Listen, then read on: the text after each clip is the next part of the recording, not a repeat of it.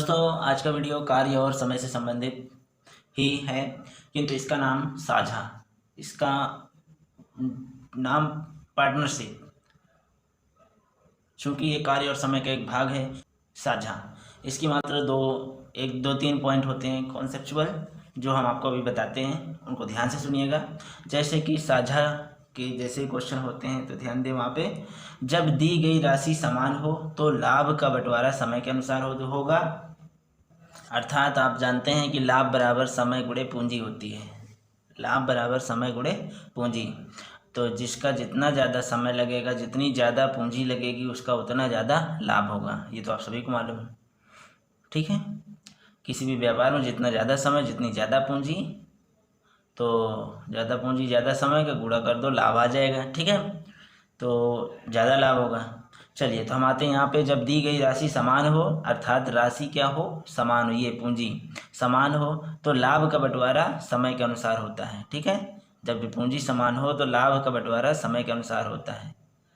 अब देखिए दूसरा पॉइंट है, जब दिया गया समय समान हो। जब दिया गया समय समान हो, मान लो 1 साल के लिए पूंजी लगाई गई हो, प्रत्येक पार्टनर 1 साल के लिए उसमें पूंजी लगाया है, न कम न ज़्यादा, तो प्रत्येक पार्टनर के लिए समय क्या हुआ, बराबर हुआ।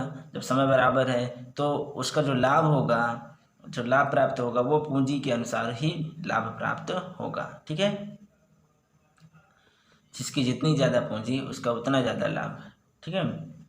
तो पूंजी, पहले पार्टनर का P1, दूसरी पूंजी दूसरे पार्टनर का P2, तो P1 अनुपाते P2 अनुपाते P3 बराबर लाभ हो जाएगा L1 अनुपाते L2 अनुपाते L3, ओके, इस तरह से। अब देखिए, जब निवेश बोले तो लागत राशि और लागित समय दोनों अलग अलग हो। लागत राशि और लागित समय दोनों अलग अलग हो। लागत राशि कोई राशि लगाया है, मान लो 10,000, और वो 6 महीने के लिए लगाया है, ठीक है। कोई लागत राशि 12,000 लगाया है, वो 5 महीने के लिए लगाया है। तो दोनों का क्या है, लागत राशि अलग अलग, लागत समय अलग अलग। तो ऐसे में हम क्या करते हैं कि लागत राशि लागत समय का गुणनफल, जो लाभ का बंटवारा होगा, इन दोनों के गुणनफल के अनुपात में होगा। तो पहले हम गुणा कर लेंगे, फिर उसके बाद अनुपात L1 L2 L3 अनुपात इनका गुणन का अनुपात से संबंधित कर देंगे। अब देखिए चौथा पॉइंट, एक्टिव पार्टनर क्या होता है। यहाँ पे पार्टनरशिप जब होती है तो उसमें कभी कभी बहुत कम देखने को मिलता है कि कोई अगर कारखाना जैसे कोई डाला है और उसमें एक एक्टिव पार्टनर होता है, लेकिन ये केस जो चौथा है बहुत कम होता है। मान लो कोई पैसा दे दिया, वहाँ जाए ही ना, ऐसा कोई हो ही नहीं सकता। उसके देख रेख ना करे, ऐसा हो ही नहीं सकता। लेकिन हो सकता है कुछ लोगों के पास समय नहीं होता है, वो अपना पैसा इन्वेस्ट करते हैं किसी काम के लिए, और वहाँ पे उसका जो पार्टनर होता है वो पूरे समय वहाँ पे 24 घंटे 24 आवर, या 1 साल के लिए डील होती है तो 1 ईयर्स वहीं पे पूरी तरह से वो देख रेख करता है, जिसके लिए उसकी मजदूरी, जो लाभ जैसे हुआ, अगर लाभ जैसे अंतिम में आपको 1 लाख का 100,000 का लाभ हुआ, तो 100,000 में जो एक्टिव पार्टनर है उस कंपनी का, उस व्यापार का, तो उसका पहले निकाला जाएगा हिस्सा। मान लेते हैं उसका हिस्सा 1/4 होता है लाभ का, तो 25,000 निकल गए, बचे 75,000। 75,000 में फिर 50-50 उसके 50-50 अगर राशि मिलाएं तो फिर उसके बाद हम राशि के अनुसार बांट देंगे जो शेष होता है। सबसे पहले उसका निकालना बहुत ज़रूरी होता है, ठीक है। वो पहले बात कर ली जाती है कि पूरे लाभ का 1/3 पे रहेगा कि 1/4 पे रहेगा, 1/4 या 1/3 या 1/2, कितना एक्टिव पार्टनर लेगा अपने काम का, मेहनत का, ठीक है। तो एक्टिव पार्टनर को लाभ का हिस्सा तय किया जाता है, जो उसे लाभ में से सबसे पहले, ठीक है, पहले देना होता है, सबसे पहले देना होता है। जिसके बाद उसे नया लाभ आता है, जो फिर उसके बाद नया लाभ आता है, वही लाभ सही होता है।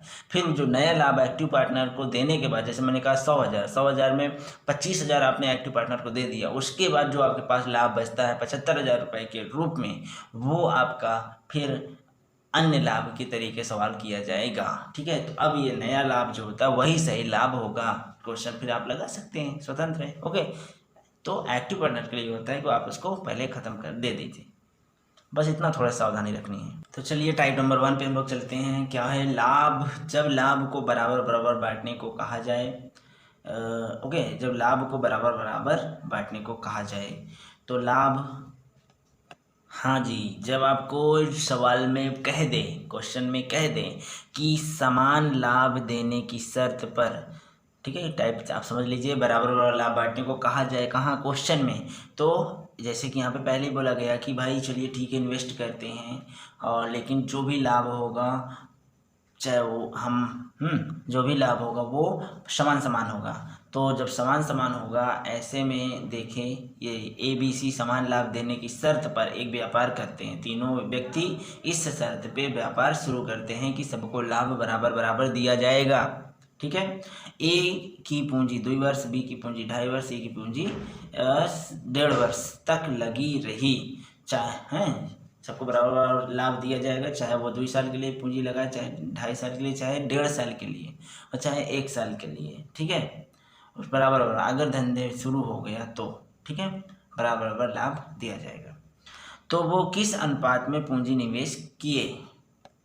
हालांकि ऐसे प्रैक्टिकल जैसे संभव नहीं होता कि कम समय के लिए आप मान लो कि 10 दिन लगाए हाँ, 10 दिन आपकी पूंजी रही आप बस, तो और लाभ बराबर बराबर ऐसा होता नहीं है। लेकिन फिर भी क्वेश्चन है, बनने को बन जाएगा।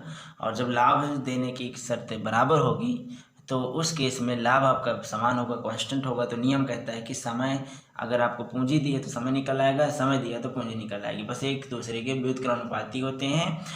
ओके, उल्टा होते हैं। कहने का मतलब पूंजी जिसकी ज़्यादा है उसका समय कम लगेगा, जिसका समय ज़्यादा है उसकी पूंजी कम रहेगी, तभी तो समान समान लाभ देने की शर्त मंजूर होगी। तो इस हिसाब से अब ऐसे केस में हमारे ये जो कॉन्सेप्ट होते हैं, जो स्टडी होती है, जो बंदा पढ़ा लिखा होता है, ओके, वहाँ पे काम आ जाता है कि अब यहाँ पे क्या होगा कि चलो ठीक है, लाभ देने की बराबर बात आई, तो चलिए आप पूंजी कितना लगा रहे हैं, चलिए ठीक है, वहीं से आपका समय डिफाइंड हो जाएगा कि आप इतने वर्ष लगाइए, आप इतने वर्ष अनिवार्य है, आपको इतने वर्ष अनिवार्य है, ये अनिवार्य समय है, एक बार समझ लीजिए, ठीक है। तो ये आप वहाँ से क्लियर कर सकते हो, आप खुद ही ये कैलकुलेशन कर सकते हो, तब व्यापार कोई शुरू किया जा सकता है एक बेहतरीन तरीके से, मतलब निष्पक्ष तरीके से। तो जब आपका लाभ समान हो तो गणित कहती है कि जिसके पूंजी ज़्यादा है तो उसको भाई समय कम। आपने 1 लाख लगाया, हम 50,000 लगाए, कोई 25,000 लगाया 3 साल में, तो जिसका 1 लाख लगा वो 1 साल बाद 1 लाख अपना ले सकता है, अपने दूसरे काम में लगा सकता है, ठीक है। और जो 50,000 लगाया है वो अपना 2 साल में ले सकता है, और जो 25,000 लगाया है वो 3 साल में ले सकता है, और तीसरे साल फिर आपको लाभ का बराबर बराबर बांटा जाएगा, ठीक है। तो इस तरह से ये भी बिल्कुल सही है। तो बेहतरीन कॉन्सेप्ट, बेहतरीन अंदाज में देखिए। अब यहाँ पे पूंजी गुणे समय बराबर लाभ, तो चूंकि लाभ समान है तो समय दिया गया है यहाँ पे, तो क्या होगा कि समय का उल्टा, जैसे हमने बताया, जिसका समय, हाँ, समय अगर वो 1 साल का है तो 3 साल के लिए व्यापार किया गया तो उसकी पूंजी ज़्यादा होगी ना। जब 1 साल में उसने वापस ले लिया पैसा तो उसकी पूंजी ज़्यादा होगी, तभी उसको समय जल्दी से डिले हो गया। तो चलिए भाई, अब हम बात करते हैं। यदि मान लें कि ABC की राशि x1 x2 x3 है, राशियाँ ये हैं, तो इनका जो राशि ये हैं तो राशि होंगी क्या? तो x1 अनुपात x2 अनुपात x3। अब ये होंगी किस अनुपात में होंगी भाई? समय के अनुपात में होंगी ना। तो 1/T1 1/T2 1/T3 समय के अनुपात में होंगी। तो अब आप बताइए x1 x2 x3 पूंजी क्या होंगी? तो भाई जब समय के अनुपात में T1 T2 T3 दिया हुआ है, वैल्यू डाल दो इसमें। तो 1/2, 2 वर्ष, 1.5 वर्ष, ठीक है, 1.5 वर्ष, ये भी 1.5 वर्ष, ये भी 1.5 वर्ष, ए और बी यहाँ पे, तो ये 2 वर्ष, ये 2.5 वर्ष है, तो इसका मतलब ये भी आपका 1.5 वर्ष होगा, ठीक है।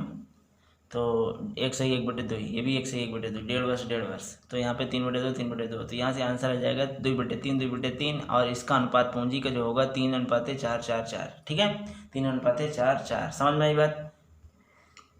मतलब इस अनुपात में पूंजी रही होगी, ए की ज़्यादा कम रही होगी पूंजी, तभी तो ए 2 साल तक लगा रहा, ठीक है। और बी की ए से ज़्यादा रही होगी, हाई भी दिख रहा है, ज़्यादा पूंजी है, तो इसका समय दोनों का कम है। ठीक है, चूँकि पूंजी बराबर है तो व्यापार में समय बराबर है, सब बराबर समय तक लगी रहेगी। हाँ भैया, बराबर समय तक ही दोनों की पूंजी लगी रहे, क्योंकि पूंजी बराबर है तो समय भी इनका बराबर समय तक। नहीं तो एक कहेगा कि भाई ये तो मेरे साथ नाइंसाफ़ी है, मैंने भी उतनी पूंजी लगाई, वो भी उतनी पूंजी लगाई, वो पैसा निकाल लिया, अभी तक मुझे नहीं निकालने का मौका मिल रहा है, ये तो मेरे साथ नाइंसाफ़ी हुई। तो नाइंसाफ़ी नहीं होने देना है।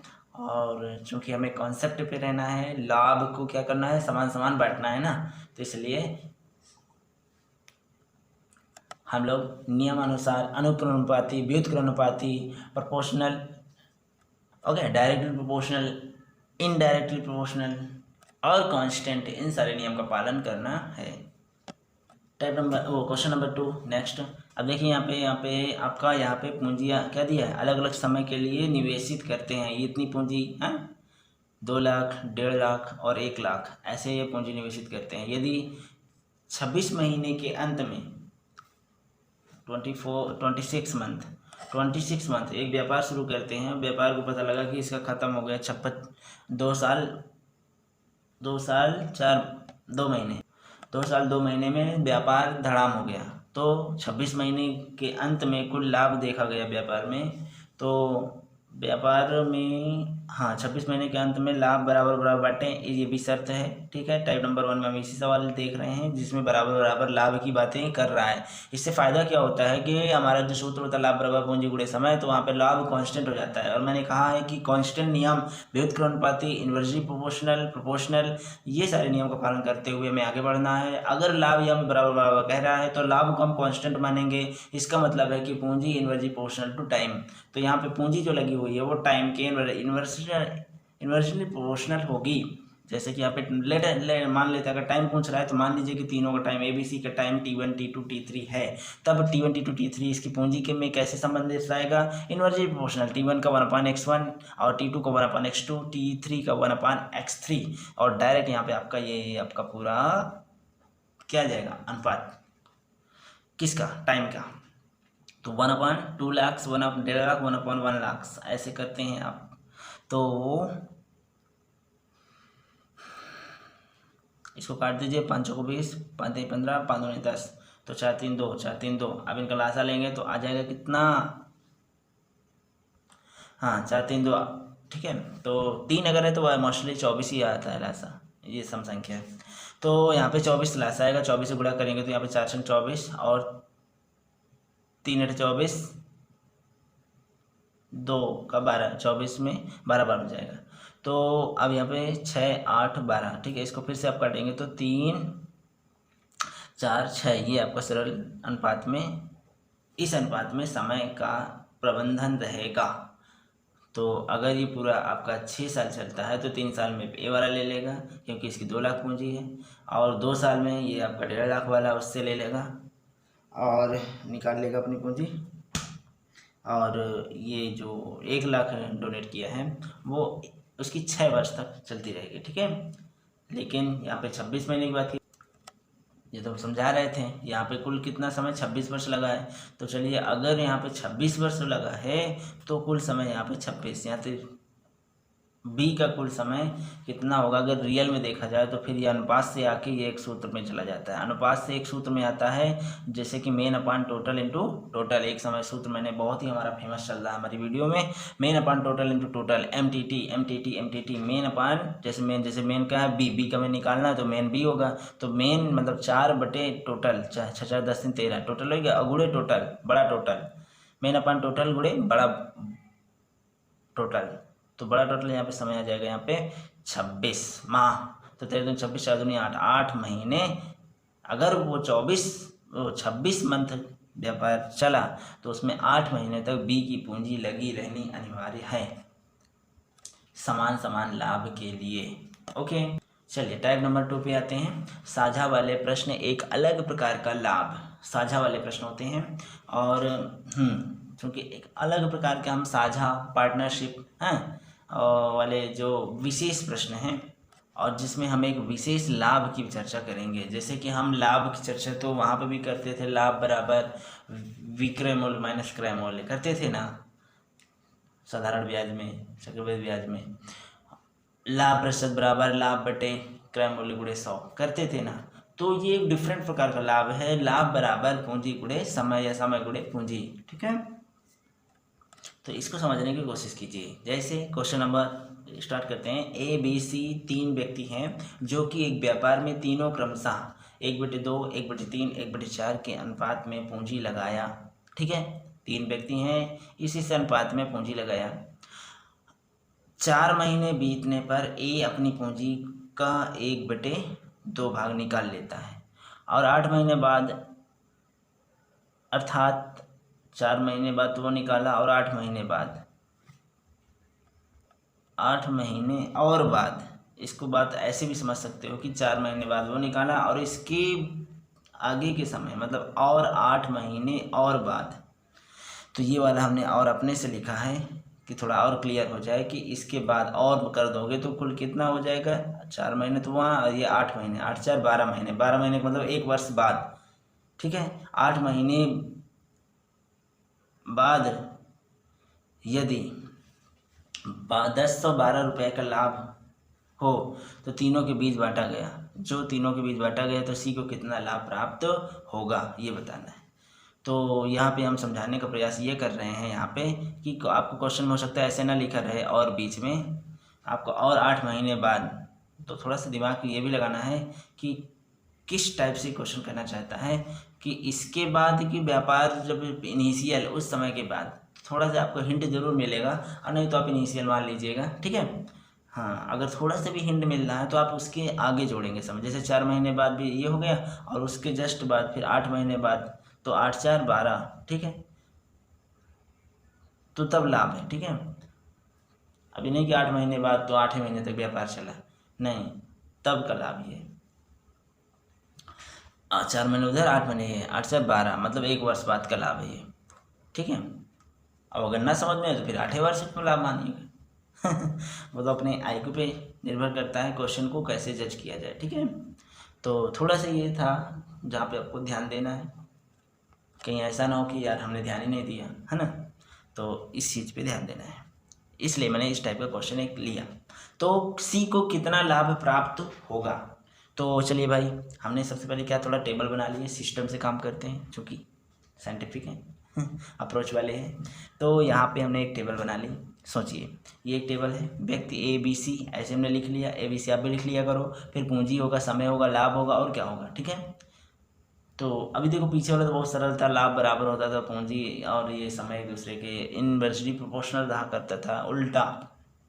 ठीक है, अगर पूंजी दी हुई है तो पूंजी तो T1 मान लेते थे और T1 इक्वल टू 1/पूंजी 1, T2 इक्वल टू 1/पूंजी 2। अगर पूंजी दिया हुआ है तो T3 इक्वल टू 1/पूंजी 3। ओके, अगर आपको टाइम दिया है, तो हम पूंजी मान लेंगे P1 P2 P3, तो 1/T1, P1 equal to 1/T1 समय 1, P2 इक्वल टू पूंजी 2 इक्वल टू 1/समय 2, पूंजी 3 इक्वल टू 1/समय 3।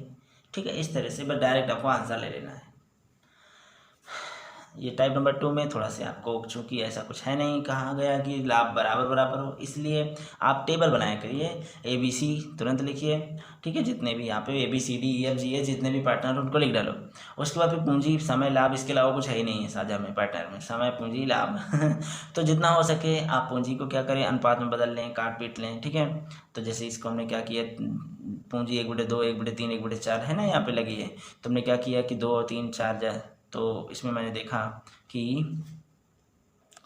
तो 2 3 4 का लासा हो जाता है 24 है, नहीं 12 होगा, तो सॉरी यार पीछे के लिए, यहाँ पे क्या है 2 3 4, तो यहाँ पे 12 होगा। ठीक है, 12 लासा होगा, तो 2 छंग 12, 2 चौके 12, 2 4 3 12, तो 3 है तो 12 भी हो सकता है और 24 भी हो सकता है। ठीक है, तो इस पर ध्यान दीजिएगा।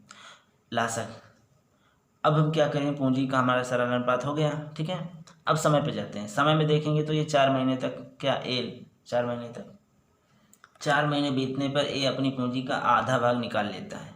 तो पूरा भाग हम 1 मानते हैं, तो 1 में से आधा चला गया तो 1/2 चला गया, तो आधा भाग निकल गया, तो आधा भाग निकल गया और तो अभी निकला नहीं है ना, निकालने का प्रयोजन कर रहा है, तो 4 महीने तक तो पूरी पूंजी लगी रहेगी ना। ये बिल्कुल वैसे सिपाही वाला है, जैसे हम लोग कार्य समय में इतने सैनिक कैंप में थे, तो फिर इतने सैनिक चले गए, इनका खाना खाद्य सामग्री थी इतने सैनिकों के लिए, इतने सैनिक और आ गए, तो भाई जब चले गए तो तुरंत तो चले नहीं जाएंगे, उसका हम ब्यौरा देखेंगे। उसी प्रकार यहाँ से निकाल लिए तो तुरंत तो निकालेगा नहीं, उसका भी सोचेगा 4 महीने के बाद क्या होगा कि 4 महीने तो पूरी पूंजी लगी ना, तो उस पर हम लोग यहाँ चर्चा करेंगे। और उसके बाद फिर क्या होगा कि उसने आधी पूंजी लगाई निकाली है, तो चूंकि पूरी होती है एक, तो एक में से आप 1/2 आधी निकाल लो, ठीक है। ठीक है, अब कितने का देखो, कुछ ना कोई एक क्या होता है, एक ये जो पूरी हम एक मानते हैं वो किसी न किसी का अनुपात होता है, एक बार समझ लेना। तो यहाँ पे अनुपातिक होता है, तो यहाँ पे 6 का ये एक है, 1 - 1/2 करेंगे तो 6 से गुणा कर देंगे, तो आपको मालूम चल जाएगा कि आधी पूरी राशि इसकी 6 है, तो 6 का 1 - 1/2, तो 1 - 1/2 हो जाएगा, 1/2 गुणे 6, ये आ गया 1/2 गुणे 6 और गुणे 8 महीने के लिए। तो लाभ के लिए हमने क्या बताया था, एज इन, अगर अलग अलग समय हो, अलग अलग पूंजी हो, तो लाभ क्या होता है, दोनों का गुणनफल होता है ना, पीछे बता चुके हैं, एक्टिव पार्टनर के ऊपर लिखा हुआ था जो 4 पॉइंट बताए थे। अगर अलग पूंजी अलग समय है तो फिर क्या होगा, इन दोनों का गुणा है। तो यहाँ पे पूंजी कितनी है, 1 - 1/2, मतलब कि 1/2 गुणे 6, तो ये आपकी पूंजी है, और गुणे कितने महीने तक रही, 8 महीने तक, तो 2 - 3 = 6, 8 × 24, तो ये 24 हो गई। और इधर देखिए, और 4 महीने तक कितनी पूंजी रही इसकी, 6, तो 4 गुणे 6, 6 चौको 24, तो 24 24 48, ठीक है। तो ये बताइए, ये तो आपको समझाने के लिए यहाँ पे हमने 6 पूंजी और ये 6 इसको कर दिए। यहाँ पे कुल समय आपको देखना है, इसका समय 2 भागों में बढ़ गया, बस इस पर फोकस करना है। एक तो 4 महीने तक चला, अब एक 8 महीने तक चला। 4 महीने तक में कितनी पूंजी, लागत समय इतना है, तो लागत राशि कितनी है, इस 4 महीने की लागत राशि है 6, ये पूरी ही रहेगी जितनी पूंजी है, ठीक है, जितनी राशि है लागत राशि फुल।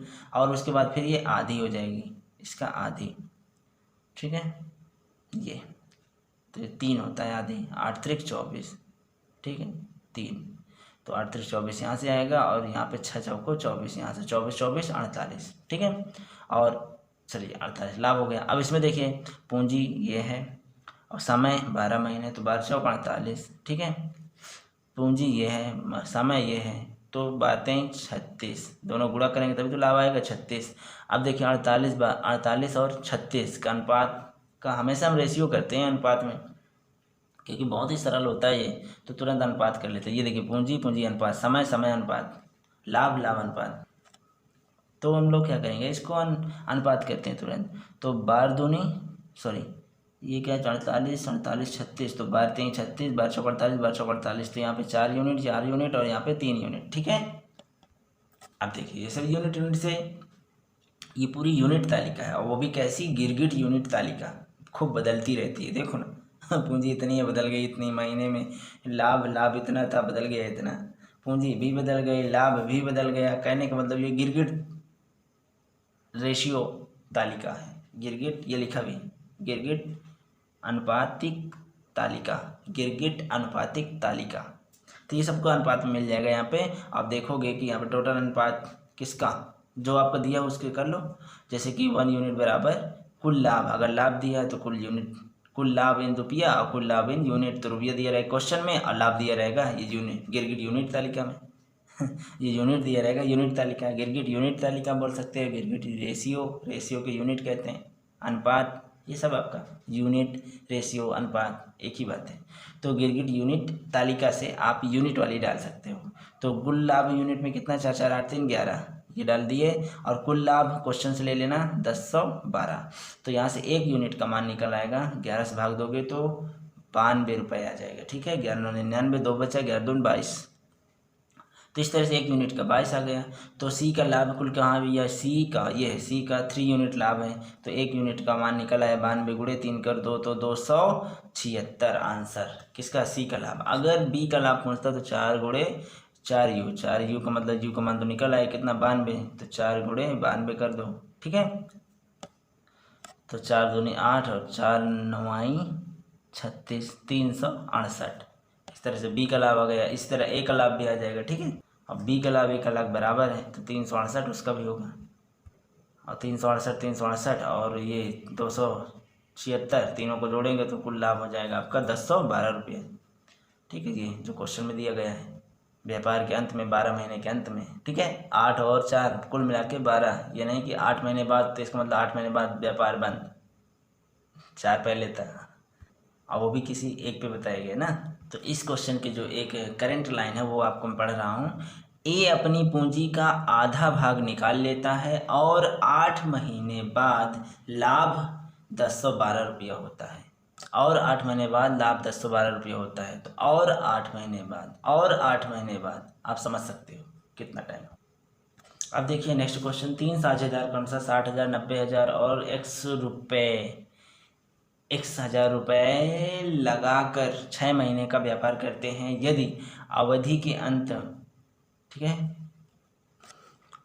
चलिए इसको 1 वर्ष के लिए 12 महीने कर लो। ठीक है, तो 1000 रुपये लगाकर 12 महीने का व्यापार करते हैं। यदि अवधि के अंत में प्रत्येक को क्रमशः 30,000, 45,000, 40,000 का लाभ प्राप्त हो तो x का मान बताओ। ठीक है, तो x का मान बताओ। समीकरण सेकंड से क्यों, ठीक है। चलिए एक बात बता दें, ये वाला डिब्बे में जो ये काम का है और ये काम का है, बाकी सब फालतू है। और बस ये समझने के लिए, जैसे कि लाभ बराबर पूंजी बटे समय है, तो यहाँ पे अगर पूंजी समय समान है तो लाभ डायरेक्टली प्रोपोर्शनल पूंजी, अगर पूंजी समान है तो लाभ डायरेक्टली प्रोपोर्शनल टू टाइम। ठीक है, जब एक ही व्यक्ति की पूंजी पर विचार विमर्श करना हो तब ऐसा होता है। ठीक है, जब एक ही व्यापार, यहाँ पे कर सकते हो, व्यापार की पर विचार विमर्श, एक ही व्यापार पर विचार विमर्श किया जाए, या छोड़ो रहने दो। अब देखो यहाँ पे, जब आपका ध्यान रखना है कि लाभ डायरेक्टली प्रोपोर्शनल समय, जब समय समान हो तो पूंजी के बराबर, और जब पूंजी समान हो तो समय के बराबर। ठीक है, अब यहाँ पे देखिए समय, चूँकि इस क्वेश्चन में कहा गया है प्रत्येक 12 महीने हैं, प्रत्येक के लिए 12 महीने के लिए व्यापार शुरू करते हैं अवधि के अंत में। अब सभी की राशि, तो आपको इतना कॉमन सेंस, क्वेश्चन पढ़ने के बाद इतना कॉमन सेंस होना चाहिए, इतना IQ अच्छा होना चाहिए कि आप यहाँ देख कर बताइए कि क्या समय यहाँ पे क्या है, समान है ना सभी के लिए। बस इतना ही सोचना है साझा और पार्टनरशिप क्वेश्चन में, समय समान है क्या, लाभ समान है क्या, पूंजी समान कह रहा है क्या, तो बस वही कॉन्सेप्ट लगा देना है अनुपात वाला। तो यहाँ पे आप देख रहे हो कि तीनों मिलके एक व्यापार शुरू करते हैं। ठीक है, और 12 महीने का व्यापार करते हैं, और अंत में फिर इतना लाभ प्राप्त होता है। तो पूरे केस में आपका IQ क्या कहता है, आपका IQ कह रहा है कि 12 महीने, अर्थात समय सबके लिए सेम है, समय सबके लिए सेम है। देखिए यहाँ पे एट टाइम कांस्टेंट, और जब टाइम कांस्टेंट और समय सबके लिए बराबर हो तो उसे हम कांस्टेंट मान लेते हैं, और तब हमारे पास सिर्फ सूत्र में क्या बचता है, लाभ और पूंजी, लाभ और पूंजी। तो कुल लाभ और कुल पूंजी, एक तरफ लाभ लाभ लाभ लाभ, एक तरफ पूंजी पूंजी पूंजी पूंजी, क्वेश्चन सॉल्व।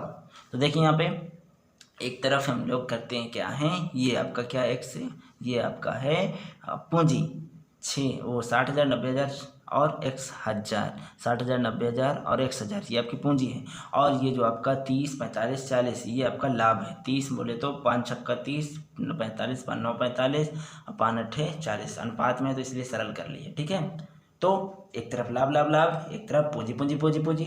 तो इस तरह से सवाल किए जाते हैं।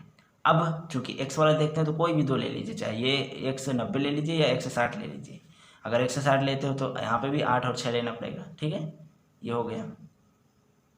तो इस तरह से आप इसको हल करोगे तो क्या हो जाएगा, 60/x और 6/8, तो 6 से 6 कट जाएगा तो 8,000 आ जाएगा आंसर। ये देखिए आंसर 8,000 आ रहा है। अब देखिए जब हमने क्या किया, 100 और 60 लिया, और जब हम 190 ले लें तो फिर कैलकुलेशन हो जाएगी, इधर भी आपको 190 लिए तो 8 9 लेना पड़ेगा। ये देखो 8 9, तो अब इसको आप हल कर लीजिएगा तो 8,000 फिर ऐसे आ जाएगा। ठीक है, तो कई तरीके से आप कर सकते हो, डोंट वरी। तो अब हाँ, ये हमने बताया था कि आपको इस तरह का अगर क्वेश्चन हो कभी, तो आप एक तालिका बना लिया करें, सबसे अच्छी बात यही होती है। और उसमें पूंजी, समय, लाभ, तो आपको खुद ही क्लियर हो जाएगा कि क्या क्या आपका समय, क्या क्या चीज़ आपका कांस्टेंट है, नहीं बदल रहा। कहने को जो नहीं बदल रहा वो सूत्र से गायब हो जाएगा, सिर्फ आपका पूंजी और लाभ। तो पूंजी पूंजी पूंजी, लाभ लाभ लाभ, बस।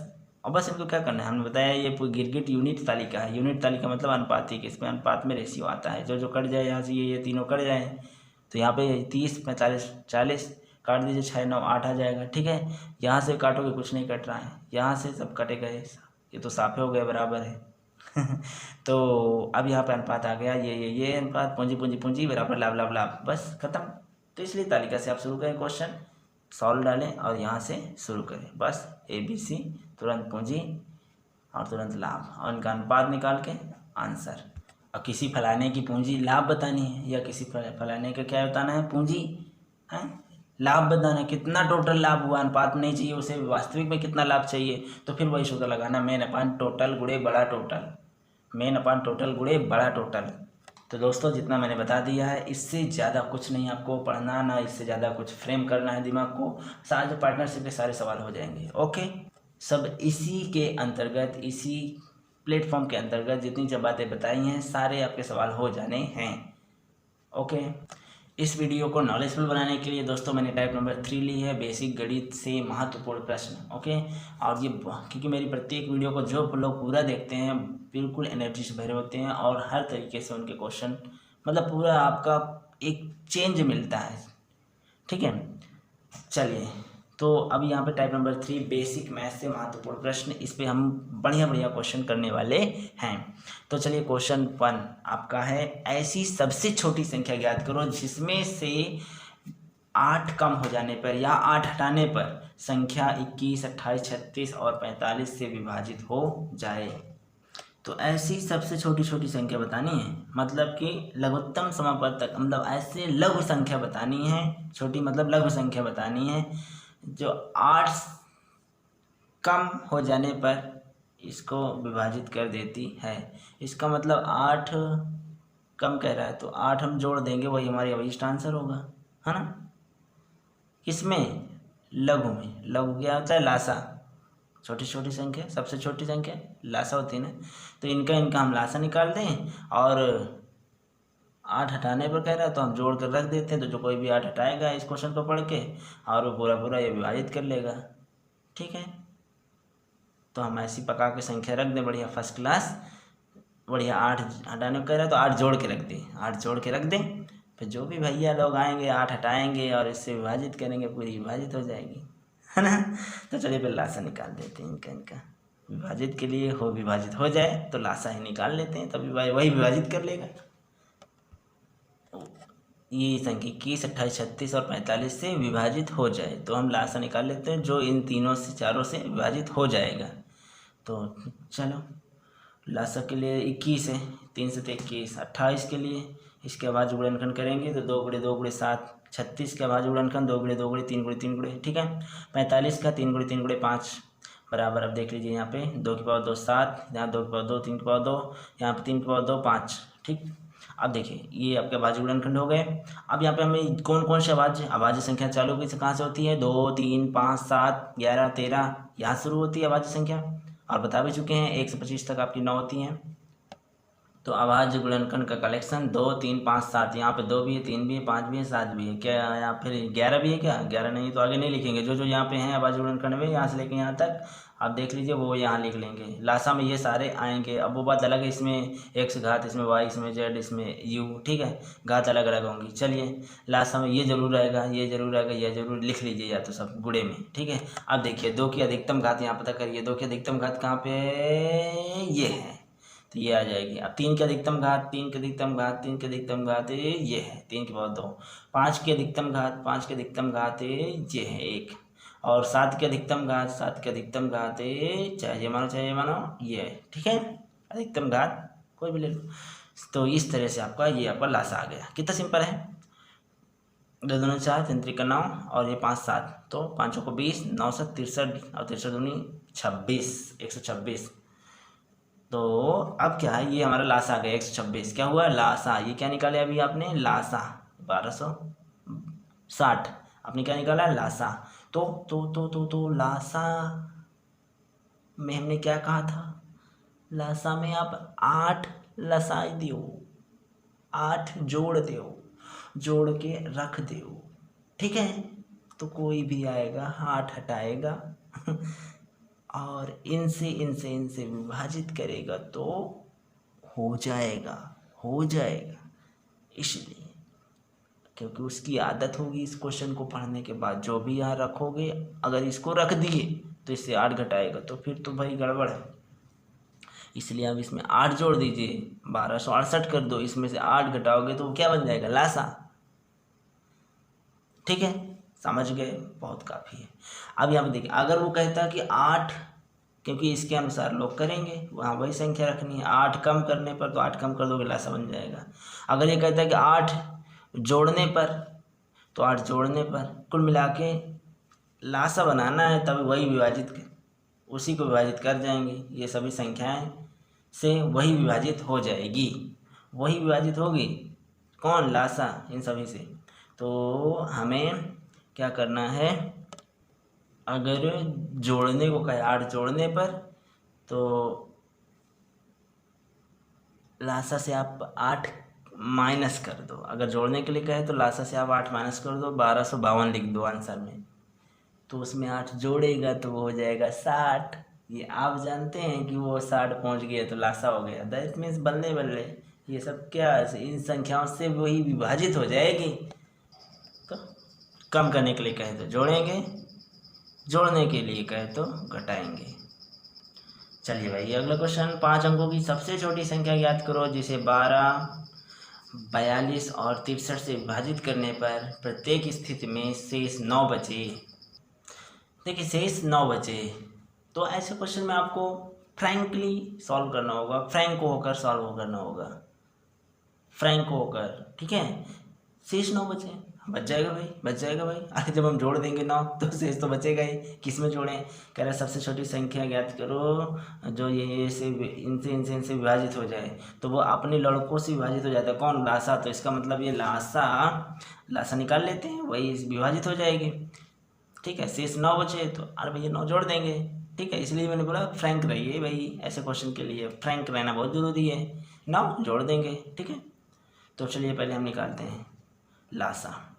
तो 12 के भाज्य गुणनखंड करोगे, 2 गुणे 2 3, 2 का 2 ये हो गया। 42 के 2 गुणे 3 और 63 का 3 गुणे 3 7। यहाँ पे आप इसको ऐसे लिख लो, ऐसे ऐसे।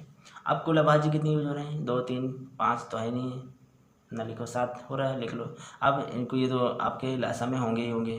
ठीक है, तो 2 3 7 यही कर लिया करो पहले, 2 3 यूज हो रहा है और 7 है। अब इसकी घात देख लीजिए, सबसे बड़ी घात 2 की कितनी है, 2, और 3 की सबसे बड़ी घात कितनी में, 3 की पर 2, 7 की सबसे बड़ी घात 1। ठीक है, अभी 2 दूनी 4, 3 त्रिका 9 और 7, तो इस तरह से ये हो गया 252, ये हो गया लासा। लेकिन सबसे 5 अंकों की सबसे छोटी संख्या, ये तो भी 3 अंकों की, 3 ही अंकों की है। हाँ, तो 5 अंकों की सबसे छोटी संख्या, तो 5 अंकों की सबसे छोटी होती है 10000।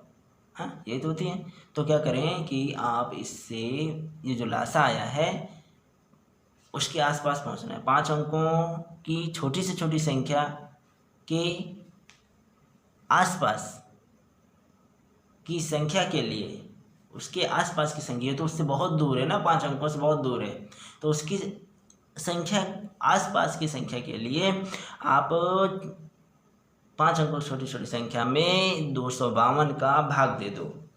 जब भाग दे दो, जो भागफल आएगा, भागफल के बाद जो शेषफल आएगा यहाँ पे, चलिए शेषफल 172 और भागफल शेषफल तो आएगा ही।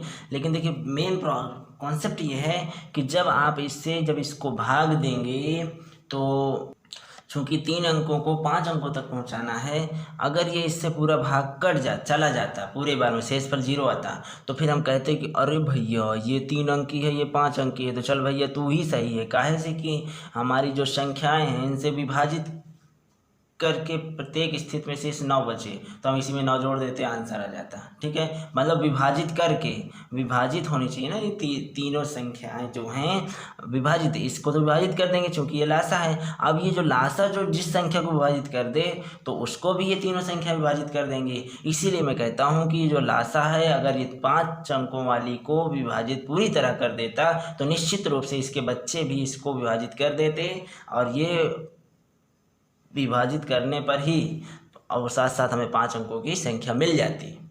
ठीक, और उसमें 9 जोड़ देते, आंसर आ जाता। ठीक है, 10,009 हमारा आंसर होता है। तो चूँकि विभाजित ही नहीं किया पूरा का पूरा, नहीं किया ना, देखो ना, नहीं किया, शेषफल इतना आ गया। तो चेक करो भाई कितना होता, तो हम कर देना, क्योंकि कुल तो यार 9 नहीं चलेगा, ये सब ड्रामा नहीं चलेगा भाई। इसमें तो क्या करना है, इसको भाग देना ही है, इसके बच्चों को भी भाग देना ही है। यहाँ पे साफ साफ लिखा हुआ है 12, 42, 63 विभाजित करने पर, मतलब करना ही करना है, तो भाई विभाजित होना चाहिए। तो क्या उपाय सोचा जाए, चलो भाई देखते हैं इसके शेष कितना इसमें होता, और कितने 172 है, अगर ये 152 होता तो एक बार और चला जाता, तो 152, 252 होता तो और चला जाता ना। तो कितना इसमें डाला जाए, चोरी चोरी डाल दे थोड़ा से, 80 डालने का, 2, 8, 7, 15, 5, 1, हाँ, तो 252 आ गया। हाँ यार, किसी तरह से चोरी चोरी इसमें डाल दो। अरे इसमें क्या डालो भाई, इसमें डालने से कुछ नहीं होगा। ये आया कहाँ से है 2, हाँ ये कहाँ से आया है, यहाँ ऊपर से आया, और ये भी कहाँ से आया, ऊपर से आया, ये कहाँ से आया, वहाँ से आया, ये कहाँ से आया, यहाँ से आया, सबसे बड़ा मुखिया यहाँ है। अरे बाप रे, इसमें आप 80 डाल दो, समझ में आई बात, इसमें 80 डाल दो, तो ये जो लासा है, जो पिता है, इस 5 अंकों की संख्या को पूरा पूरा विभाजित कर देगा। तो जब पिता विभाजित कर देगा तो उनके बच्चे भी विभाजित कर देंगे, उसका बच्चा भी विभाजित कर देगा लासा का, क्योंकि वो बहुत महान है, इससे भी ब्रिलियंट है लड़के। ऐसा होता है, कभी पिता से भी ज़्यादा पुत्र ब्रिलियंट होते हैं। तो अगर ये विभाजित कर दिया तो वो ऑलरेडी इसको विभाजित कर देंगे। तो भाई 80 इसमें डाल दो 80। तो इसलिए हमने क्या किया, ये 80 यहाँ पे 10,000 में हमने क्या किया, 80 डाल दिया, तो हो गया 10,080। अब ये 5 अंकों की संख्या छोटी से छोटी हो गई, ठीक। और अब चूँकि 9 शेष हमेशा बचे, घटाने पर, सॉरी, भाग देने पर, अगर ये 12 से भाग देंगे तो 9 शेष बचे, तो 9 जोड़ दीजिए, वही बार बार शेष बच जाएगा, बार बार शेष बच जाएगा, ठीक है। तो इस तरह से अब आंसर की जगह आप लिखोगे 10,089। ओके, यही आपका आंसर। अगला क्वेश्चन, ऐसी सबसे छोटी संख्या बताओ, ओके, जिसे 3,000 से माना छोटी संख्या y है, ओके, मान लो भाई ज़्यादा सही नहीं आ गया और कॉम्प्लिकेटेड हो जाएगा। तो ऐसे सबसे छोटी संख्या मान लेते हैं y है, जिसे 3,000 से घटाने पर, चलो भाई घटा भी लेते हैं, सब कुछ धन करते जाओ, 3,000 से घटा भी लिए। ओके, सरल हो जाएगा, इससे कॉम्प्लिकेटेड जो हो रहा है वो बिल्कुल सरल हो जाएगा। 3,000 से हम y घटा लेते हैं, यहाँ तक तो काम खत्म हो गया। अब ये 32, 36 और 48 से विभाजित पूर्णता हो जाए, तो ये जो संख्या है इससे पूर्णता विभाजित हो जाए, तो ये संख्या है क्या, दैट मीन्स लासा होगी, क्योंकि लासा इन तीनों बच्चों से पूर्णता विभाजित कौन हो जाता है, इसका पिता अर्थात लासा।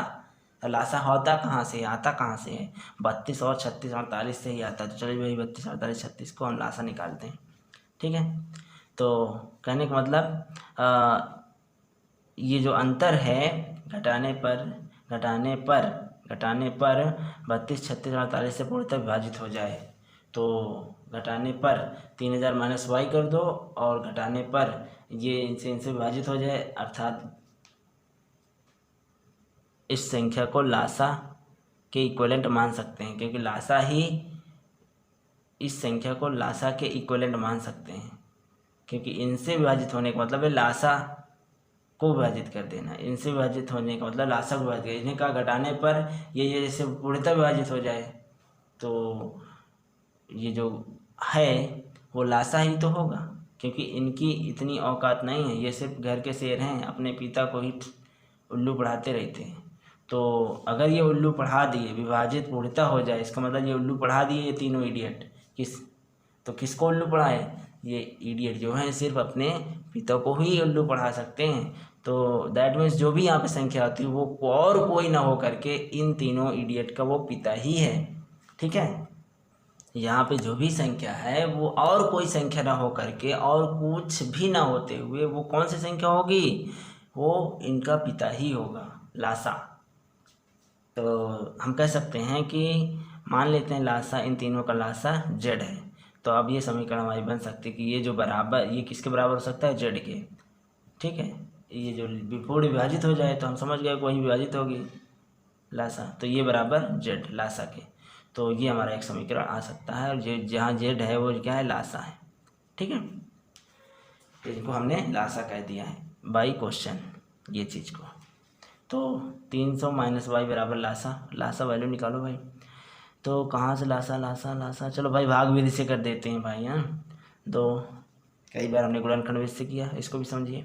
2 से आप 16 बार जाएगा, 2 18, 18 दूनी 36, 24 दूनी 48, फिर 2 से 8 दूनी 16, 9 दूनी 18, 12 दूनी 24, फिर 2 से 2 दूनी 4, 6 दूनी 12, जो नहीं कट रहा वैसे उतार लेते हैं। 2 दूनी 4, 3 दूनी 6, ठीक है। और यहाँ से फिर 2, फिर वैसे उतार लेंगे। फिर 3 से 3 त्रिका 9, 3 एकम 3। अब उसके बाद क्या हो जाएगा, A3 और यहाँ से आ जाएगा आपका खत्म। ये तो आप लोग सॉल्व कर लेते होंगे। अब यहाँ पे मानते हैं कि इसका लासा कितना आ गया है भाई। तो लासा इसका जो आएगा वो आएगा कितना, 288। ठीक है, इसको सॉल्व कर लीजिएगा। 2 दूना 4 दूना 8 दूना 16 दूना 32, और 32 यहीं 96, और 96 त्रिका 88, 288। तो यहाँ से आंसर आ जाएगा लासा का।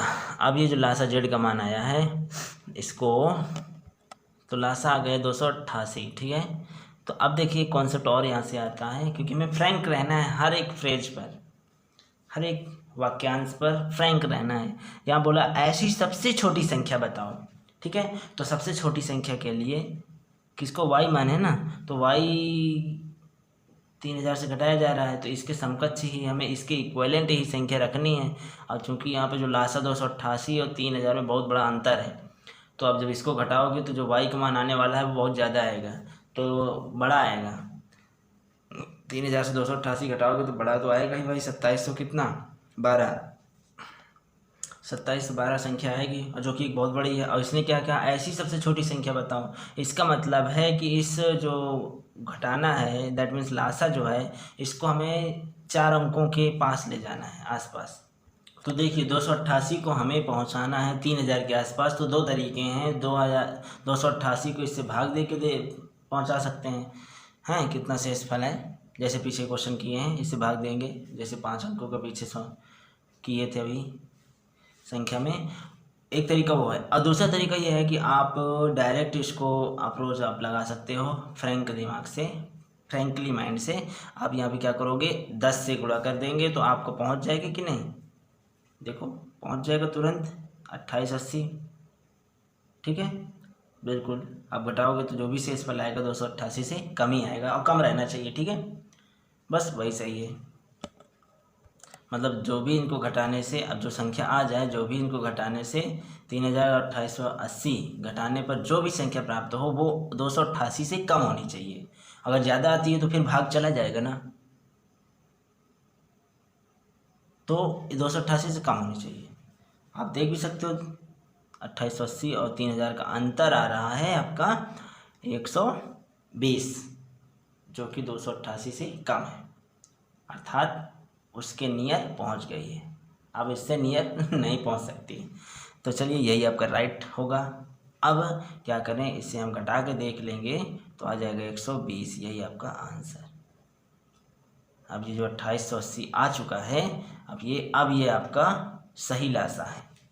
अब एक बात और ध्यान दीजिए, जो भी लासा उसके पापा हैं, जो लासा के, वो अगर किसी भी संख्या का गुणा उसमें होता है तो डोंट वरी, किसी भी संख्या का गुणा होता है, डोंट वरी, उसके बच्चे जो हैं वो पापा को विभाजित करेंगे, ना कि उसके गुणनखंड को। ठीक है, इनको विभाजित करने के बाद जो संख्या अगर पूरी विभाजित हो गई तो जो भी पूर्णांक आएगा, इस पूर्णांक का पूर्णांक से गुणा करने पे पूर्णांक ही आता है।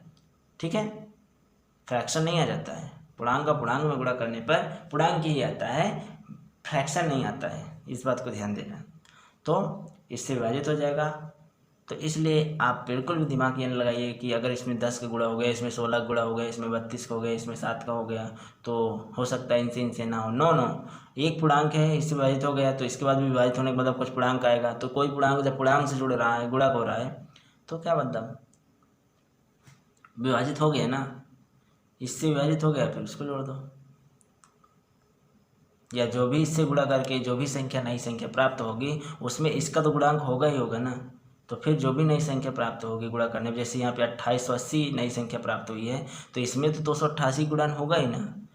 तो ये जो ये अंक हैं, जो ये संख्या है, वो तो 288 को विभाजित करेंगे ना।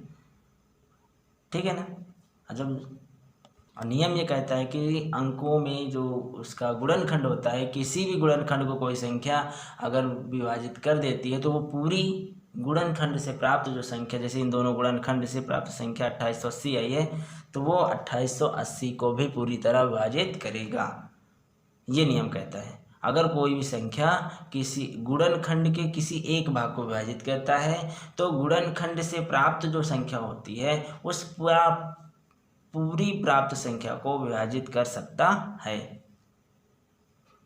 प्राप्त पूर्ण संख्या को पूर्ण तरीके से विभाजित कर सकता है यदि उसके एक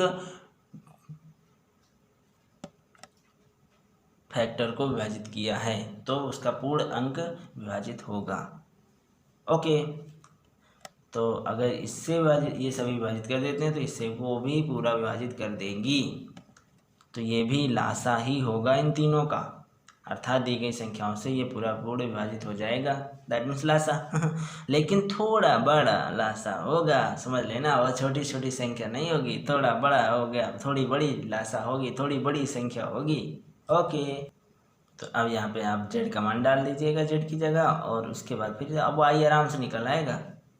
ठीक है, छोटी से छोटी संख्या 3000 से वो छोटी छोटी संख्या घटाने पर जो आपको प्राप्त हो।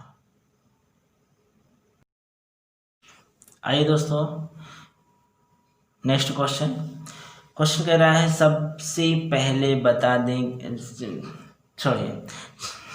दें कि चारों घंटियों को, मैंने अपनी अप्रोच रखी यहाँ पे कि आपको क्लियर समझ में आए। सबसे पहले आपको बता दिया जाए कि यहाँ पे चारों जो घंटियाँ दी गई इस क्वेश्चन में नियमानुसार निम्न सेकंडों के अंतराल पर बजना तय है। नियमानुसार निम्न सेकंडों के अंतराल पर बजना तय है। तो 4 घंटियाँ 4 सेकंड, 7 सेकंड, 12 सेकंड और 42 सेकंड के अंतराल से बजती हैं। ठीक है, यदि घंटी 12 बजे एक साथ आपको सुनाई दिया, बजा करके छोड़ दिया जाए, 12 बजे एक साथ बजा करके छोड़ दिया जाए, तब वे आगे एक साथ कब बजेंगी? देखिए यहाँ पे कह रहा है 12 बजे एक साथ बजाकर छोड़ दिया जाए। जरूरी नहीं कि 12 बजे ही एक साथ बजा कर छोड़ दिया जाए, कुल मिला के एक साथ बजा कर छोड़ दिया जाए, ये इंपॉर्टेंट है। 2 बजे बजा कर छोड़ दिया जाए, 4 बजे, 6 बजे, 8 बजे, 10 बजे, 2 बजे, सुबह के 4 बजे, किसी भी समय एक साथ बजा कर छोड़ दिया जाए, ये जरूरी है। तब वे आगे एक साथ कब बजेंगी? जैसे कि चाल कदम वाले में होता है कि आपका शुरू का एक स्टेप जो होता है एक साथ आपका पड़ता है, वो जरूरी है, एक साथ आपको चलिए। तो वही यहाँ पे कर दिया गया कि एक साथ बजा कर छोड़ दिया जाता है, तब वे आगे एक साथ कब बजेंगी। और 35 मिनट में ऐसे ही एक साथ कितनी बार घंटी बजेगी? एक साथ समय दे दिया गया 35 मिनट।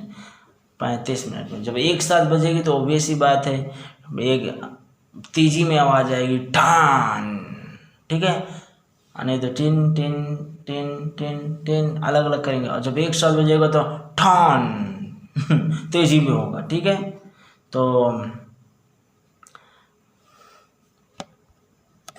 जैसे कि मैंने बता दिया कि चारों घंटियाँ निम्नानुसार निम्न सेकंडों के अंतराल पे हैं, और ठीक है भैया, अंतराल पे तो जैसे कि प्रत्येक व्यक्ति के कदम भी एक नियमित आयाम होता है, उनका दूरी होता है, अंतराल होता है। प्रत्येक एक कदम के नियमित आयाम, जरूरी नहीं कि हर व्यक्ति का एक आयाम जो कदम से बनता है वो बराबर बने। किसी का 24 सेंटीमीटर तो किसी का 30 सेंटीमीटर, किसी का 35 सेंटीमीटर, 40 सेंटीमीटर, 60 सेंटीमीटर, सबका आयाम अलग अलग होता है। तो क्वेश्चन हम यहाँ से बना सकते हैं। चलिए, फिलहाल इनका अंतराल हमें दिया हुआ है बजने का, तो क्या करें, हम इनका लासा निकाल लें। सबसे पहले 4, 7, 12, 42 का लासा निकालोगे भाग विधि से, तो चलिए निकाल लेंगे। यहाँ पे 2 दूनी 4, 4 3 12, 12 12 7 84, 84 लासा आएगा। और जो लासा होता है उसको दी गई सारी संख्याएं उस अंक को काट देती हैं रफ्तार में। जैसे 4 लेंगे, 4, अरे तू काट देगा यार, हट जल्दी से। 7, अरे तू भी काट देगा, हट जल्दी से। 12 कह रहा है, तू भी काट देगा। 42 पीछे वाला कह रहा है, अरे हट हट 12, 12 तू हट जा, तू काट देगा।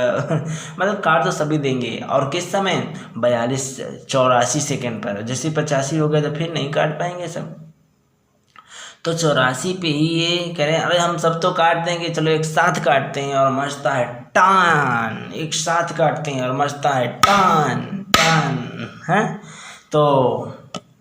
तो चलिए पहली बात हल करें, अर्थात पहली बार एक साथ कब बजेंगी। इसका मतलब है कि लासा ज्ञात करें, क्योंकि सभी घंटी संख्या लासा को ही काटेंगी। लासा को ही काटेंगी सभी घंटियां लासा को ही काटेंगी। अतः पहले हम लोग लासा निकाल लेंगे। तो लासा हमारा आ गया 84। अब 84 किन का आया है? Second second second second. तो लासा के आगे हम क्या लिख देंगे? सेकंड। ठीक।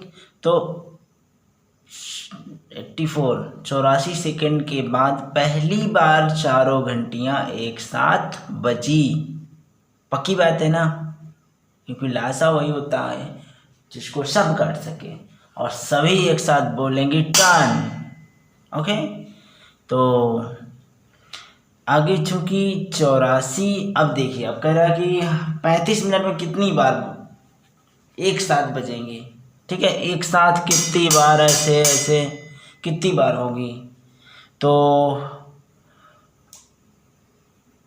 84 सेकंड में एक बार, तो 35 मिनट है, तो 35 मिनट को आप सेकंड में बदल लो, तो 60 से गुणा कर दोगे, सेकंड हो जाएगा। तो इतने सेकंडों में, तो 84 सेकंड में एक बार, तो इतने सेकंड में इतने से गुणा कर दो। 1/84 गुणे तो 84, तो 6 का नम 6 और 6 का नम 6, 6 चौको 24, 14 और 350/14, तो 14 28 और 7 14 75, 25 बार आपका घंटी बजेगी। तो ये आपका दूसरा उत्तर आता है कि 35 में। पहला उत्तर क्या है कि एक साथ कितने सेकंड बाद बजेगी? तो 84 सेकंड बाद बजेगी, ये पहला उत्तर है। 84 सेकंड बाद, ये पहला उत्तर है। 84 सेकंड के बाद पुनः एक बार फिर से बजेगी। दूसरी बार चूंकि 84 सेकंड में एक बार, तो इतने मिनट में अर्थात इतने सेकंड में 25 बार बजेगी। ये हमारा दूसरा आंसर आ गया कि 35 मिनट में अर्थात 2100 सेकंड में। इसको 60 से गुणा करोगे तो 2100 आएगा। 2100 सेकंड में 25 बार तेज हल्ला बोल करते हुए घंटा बजेगा। अब देखिए, ये भी आपको वैसे ही है जैसे घंटी वाला है। सबसे पहले बता दें कि क्षमता अनुसार निम्न आयाम, मतलब कदम के आयाम जो होते हैं, सभी के कदमों के आयाम जो होते हैं, कदमों का अंतराल जो होता है वो डिफरेंट होता है। तो कुदरत के अनुसार, ईश्वर के अनुसार प्राप्त किए गए हैं। सबके कदम नापे गए। 4 बच्चे हैं, चारों के डाटा नोट कर लिए गए हैं। तो चलिए भाई, 4 लोग हैं, सुबह की सैर के लिए 4 लड़के टहलते के लिए निकलते हैं पार्क में। अब एक साथ एक जगह से जब उठे, एक जगह से जैसे ही कदम बढ़ाएंगे तो अपनी अपनी आयाम का ही तो बढ़ाएंगे। तो आयाम का चारों दिशाओं में या एक दिशा में, या कैसे भी स्वतंत्र हैं पूरे पार्क में घूमने के लिए। लेकिन हाँ, घूमते रहे, रुके नहीं। यानी कोई घूमे कोई रुक गया नहीं, चालू तो चालू। अब एक समान गति से चालू होनी चाहिए। ठीक है, एक समान गति से टहलना आरंभ करते हैं। अब यदि प्रत्येक लड़कों के कदमों का आयाम कम या आयाम कम ज़्यादा, प्रत्येक लड़कों के कदमों का कम ज़्यादा होता है ना, बराबर तो होगा नहीं। या वयस्क को, दोनों बराबर हो जाएंगे। मैच बहुत कम मिल किया करता है। कोई छोटे कदमों से चलता है तो कोई बड़े बड़े कदमों से चलता है। तो कहेंगे ना, विराट कोहली अपने छोटे छोटे कदमों से, और ये इस ओवर की पहली गेंद थ्रो किए और ये आउट। तो इस तरह से छोटे छोटे कदमों से वहाँ चला जाता है। ठीक है, तो वही है, यहाँ पे सभी के कदम अलग अलग होते हैं। तो चलिए चलो नोट किए गए भाई। पहले वाले का 65 सेंटीमीटर एक कदम बनता है, एक का 70 सेंटीमीटर कदम बनता है, एक का 75 बनता है, एक का 80 सेंटीमीटर कदम बनता है। अब प्रारंभ निश्चित जगह, एक निश्चित जगह पर सबको ले जाया गया और वहाँ से छोड़ दिया गया। एक समान गति से वो घूमने लगे और कदम उठाने के बाद, एक साथ कदम उठाने के बाद आगे कब, ये देखिए एक साथ, वहाँ पे घंटी बजी थी ना 12 बजे एक साथ, 2 बजे एक साथ, तो एक साथ बजना जरूरी, चाहे जितने बजे एक साथ जरूरी है, चाहे जो स्थिति से, ठीक है, चाहे जिस जगह से हो, एक साथ कदम उठाएं और आगे बढ़ें, फिर घूमते रहे एक समान गति से। तो कितनी दूरी पर पुनः एक बार पैर उठाएंगे, यह जरूरी नहीं कि पुनः एक साथ पैर उठाएंगे, कब और कितनी दूरी पर, ये बताना है। तो कब, मतलब कितने बजे, तो टाइम तो दिया नहीं तो कब निकाल लेते। तो कितनी दूरी पर, तो दूरी तो हमें दी है सेंटीमीटर सबके कदमों की तो है, तो हम दूरी निकाल सकते हैं। तो आइए निकालते हैं, यहाँ पे सबके सेंटीमीटर जितने हैं इनका लासा निकाल लेते हैं। लासा निकालने 65, 70, 75, 80 का लासा निकालोगे तो 2 ये अभाज्य गुणनखंड 2 के 4 बार आएंगे और 5 के 2 बार आएंगे, ठीक है। और यहाँ 13, 7, 3, ठीक है। तो अब यहाँ पे 13, 7, 3 और यहाँ पे 2 की पावर 4 16 हो जाएगा और 5 5 25 हो जाएगा, 13, 7, 30। ये आपका इसका गुणा करोगे तो आ जाएगा लासा, इतना सेंटीमीटर में आया 1,09,200 सेंटीमीटर। तो अब इसे मीटर में बदलना है तो 100 से आप भाग दे दीजिए, तो 1092 मीटर।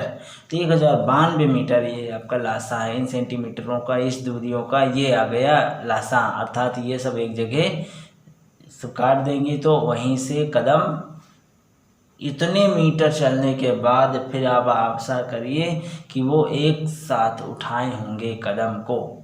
और समझ में यहाँ बोला गया ना कितनी दूरी पर पुनः एक साथ पैर उठाएंगे, तो 1092 मीटर दूरी चलने के बाद एक साथ पैर उठाएंगे, ये आपका आंसर हो गया, ठीक है। अब उसने कहा कि चलिए मान लीजिए कि मैंने आगे क्वेश्चन और बना दिया यहाँ पे 1092 मीटर दूरी चलने के बाद 4 लड़के एक साथ कदम उठाएंगे, ठीक है। ये तो बात ठीक है, हो गया। अब मैंने ये क्वेश्चन बढ़ा दिया कि यदि, मैंने शर्त कंडीशनल बेस्ड क्वेश्चन बना दिया, यदि 3 किलोमीटर दूरी चलने पर यदि ये पूछे कि 3 किलोमीटर दूरी चलने के बाद ये चारों कितनी बार एक साथ कदम उठाए होंगे, 3 किलोमीटर चल चुके हैं, तो बताइए इसके अंतर्गत, इस दूरी के अंतर्गत कितनी बार एक साथ कदम उठाए होंगे। तो देखिए 192 मीटर में से एक बार कदम उठाए हैं और 3 किलोमीटर की बात की जा रही है, तो मान लेते हैं 3000 मीटर, है ना। 3 किलोमीटर का मतलब 3000 मीटर, तो 3000 मीटर में कितनी बार, तो आप इससे भाग दोगे तो आ जाएगा 2 सहित 75, 2.75, अर्थात 2 बार, क्योंकि बार जो होता है वो फ्रैक्शन में तो होता नहीं, तो इसका मतलब कुछ नहीं, ये आपको पूर्ण होता है, बारंबारता हमेशा पूर्ण होती है, तो पूर्ण का मतलब यहाँ पे 2 बार उठाएंगे एक साथ 3 किलोमीटर चलने के पश्चात बाद। ओके, देखिए 2000 के निकटतम 2 संख्याएं ज्ञात कीजिए जो 3, 5, 6, 8 और 20 से पूर्णतः विभाजित हो सके, जो इससे विभाजित हो सके, इन बच्चों से विभाजित हो सके। तो इसका मतलब इन बच्चों से विभाजित होने के लिए कौन से, वो लासा निकाली जाएगी, और लासा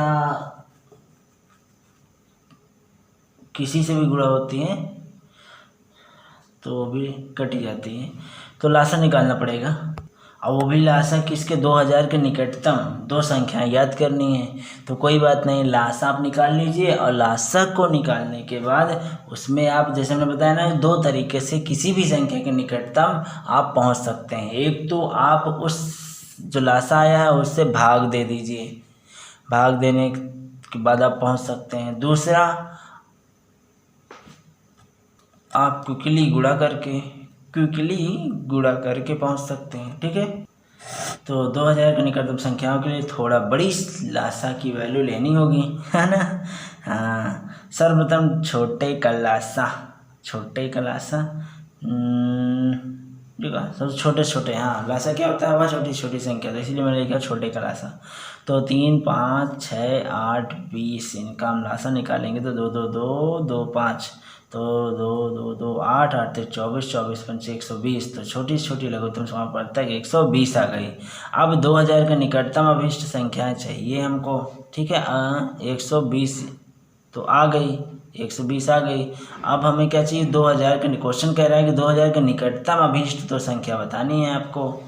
तो निकटतम तो, और इनसे विभाजित भी हो, एक बार समझ लेना, 2000 का निकटतम इनसे विभाजित भी हो, तो आप इससे भाग दे दो ना, 12 लगभग 16 बार ही जाएगा, 12 का नम 12 बचे 40 और 12 40 12 6, हाँ तो आप जब भाग दोगे इससे, एक तो विधि है भाग देने, अब एक क्विकली, तो अगर क्विकली नहीं समझ में आता कितनी बार में पूरा चला जाएगा, तो आप भाग दे के देख लीजिए, 0 से 0 कट गया, और जब 200 में 12 का भाग दोगे तो कितना आएगा, 12 51 12 8 बचा 80 हो गया, 12 6 72, तो लगभग 16 बार जा रहा है, हाँ 16 बार। तो चलिए भाई 16 से हम क्या कर दें, इसमें 16 से गुणा कर दें तो शायद पहुंच जाएगी। जब हम 16 से गुणा किए तो हाँ यार पहुंच गई, कितना 1920, हाँ 2000 के पास पहुंच गई। और अब सोचो, मैंने कहा था ना कि कोई भी लासा है, अगर